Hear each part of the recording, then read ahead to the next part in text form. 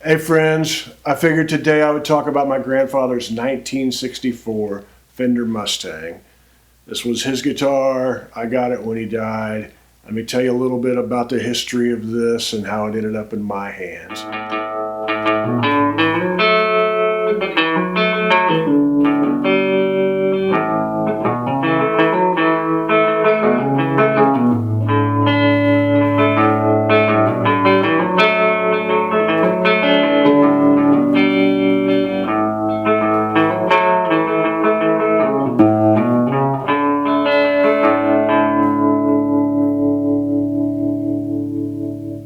I have a picture of my grandfather playing this guitar. It's the only picture I have of him with it, but it's sometime in the early 1970s.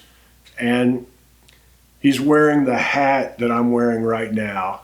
He wears it a lot better than me. It's got the nice little curve on it. Looks like he's in Bill Monroe's band. Looks a lot better, but I look kind of silly like that, so I straightened it out a long time ago. But I went ahead and wore it today. I figured this was a good time to wear it as any. He's standing in his living room in Wanamaker, Indiana. It looks like he's getting ready to go play a gig. Maybe it's the Strawberry Festival or something. I don't know. But he looks good there with the Mustang. Frankie has come to visit. This is my cat Frankie. Pay no attention to him. He just likes guitars. This is my grandpa's 1964 Fender Mustang. And all original except for the tuners, as far as I know. My grandfather, I should probably tell you a little bit about my grandfather. He grew up in the Depression, and when he learned how to play guitar, he bought his first guitar out of a Sears catalog, and his family did not want to hear him play. They were tired of hearing it, so they sent him out to the barn, and he would have to sit out there and play for the hogs, and that's how he learned how to play. And he'd listen to the Grand Ole Opry and try to learn the songs that he heard off of there.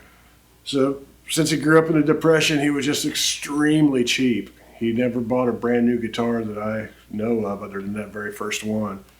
And he would come across deals. He would always watch yard sales for guitars and things like that.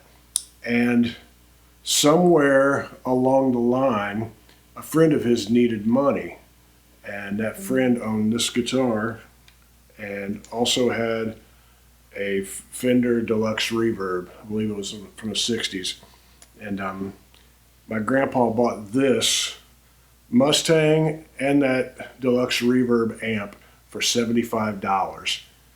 And he kept a hold of it forever, and he would play it sometimes. And I guess at some point somebody offered him $200 for this guitar, but he didn't think it would be right to sell it just in case his friend might have wanted it back someday. I guess he had some kind of a deal where one day he'd sell this and the amp back to them for $75 if they ever wanted it back, but that never happened. My grandfather used to play bluegrass music. He would mainly play acoustic instruments is what I remember him playing most of the time. And he would play kind of in the style of Mother Maybelle Carter. He thought she was the greatest guitar player in the world. Everything he played was kind of like that. I have memories of him playing with his buddies around the house. Most of the time I remember people not really wanting to hear it that much. He wasn't very appreciated, but I was mesmerized by it. Me and my cousin Jesse, who was like my brother growing up, we would sit and watch him and his friends play, and we just couldn't figure out how they were making these sounds with their fingers and strumming and all of that. It seemed like a card trick, some kind of a magician's sleight of hand thing. So we were mesmerized by it. He was an auto worker. He worked the assembly line for most of his life, and he would come home and play guitar on his own time. Him and his friends would go play on the picket line when they went on strike, trying to find a better contract. He would go out and play on the picket line, trying to raise spirits, and everybody seemed to appreciate that. But he got arthritis as he aged, and probably the last 20 years of his life, he really didn't play guitar much at all.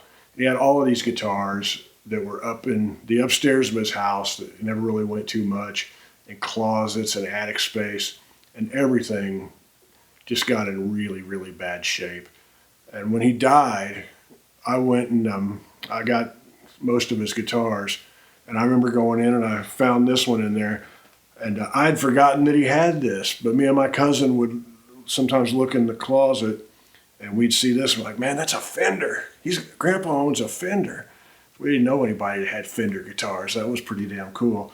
So I grabbed this, and I grabbed the other guitars, and they're all in terrible shape. This one was in such horrible shape. I remember the neck was bowed really, really bad. I mean, really bad. If you look down here at the 12th fret, I could slide my fingers underneath the strings, and like rest them on top of the fretboard, and the strings wouldn't touch the top of my fingers. It was just bowed really super bad. I'd plug it in. It made no sound whatsoever. I didn't know what was wrong with it. These knobs wouldn't turn. These switches wouldn't move very well. It all made a lot of noises. And the tuners were just turned to dust. But it's been an ongoing project to try to restore some of my grandpa's guitars for quite a while. And I figured that I think this was the first one that I really put a little bit of money into and tried to restore. I took it to Glaser Instruments in Nashville, and they have a great reputation, which they've earned. And I walked in, and this thing has a great original case. It's just a great old, Fender case. So when I walked in, a couple of the guys there saw the case, and they knew it was something old. And one of the guys said, "Hey, what you got in there? This is going to be good, isn't it?" And they were probably expecting something much better. But I pulled out the guitar, and I said, "Hey, this is my grandpa's." I said, "I don't really expect it to ever be in great shape, but if you could get it to where I could just, strum a G chord every now and then sitting around the house and, play my grandpa's guitar, that's really all I want. I'd really appreciate it." And they said, "That's great. We'll check into it." And I said, "If we have to replace all the wiring and the pickups, that's fine. Just tell me, and, we'll go ahead and get whatever we need to get." And one of them said something about the tuners up here at the top, since they were just dried out and deteriorating. He said something about mummy toes. And that was the first time I ever heard that. But I guess people who know a lot about guitars and how these things deteriorate, they refer to those as mummy toes, or I guess they crumble when you touch them. They called me and said it was ready. I came in to pick it up, and I could not believe the job they did on it. It was amazing. The action was so low that when I got home, I had to raise it so I could play it better.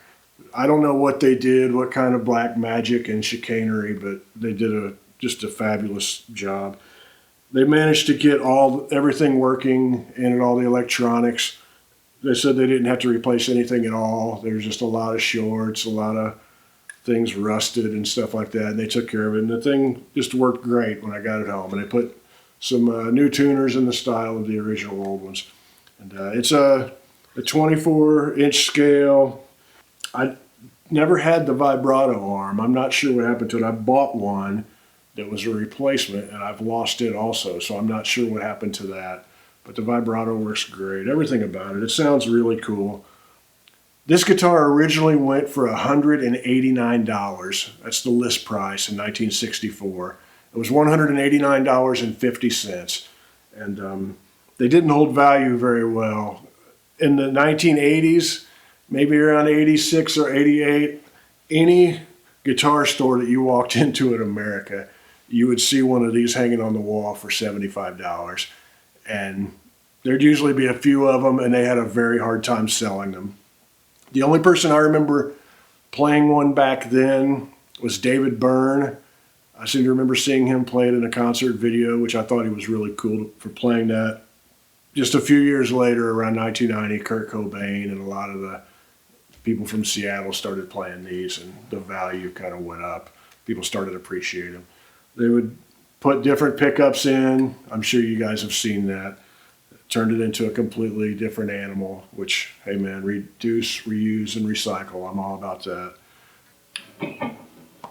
I'll play a little bit for you guys so you can hear what it sounds like. It's a beautiful sounding guitar, and I play differently than my grandpa did, but it feels so good to be able to sit and play something that has his DNA in it. It's just family. I'd never get rid of it for anything.